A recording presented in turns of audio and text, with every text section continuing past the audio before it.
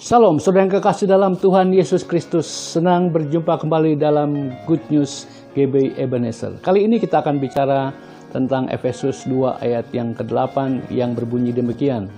Sebab karena kasih karunia kamu diselamatkan oleh iman, itu bukan hasil usahamu, tetapi pemberian Allah.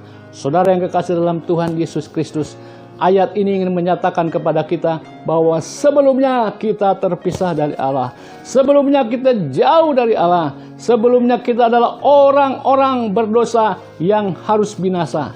Tetapi melalui ayat ini kita boleh belajar semua karena kasih karunia Allah yang begitu besar.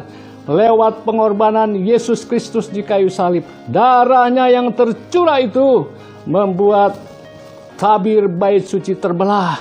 Kita yang tadinya jauh harus diwakili oleh imam besar ketika kita harus mau datang kepada Allah.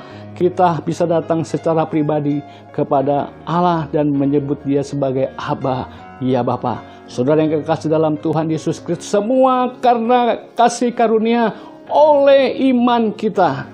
Melalui iman kita. Bukan karena usaha kita, bukan karena kebaikan kita, tetapi itu adalah pemberian Allah. It is the gift of God.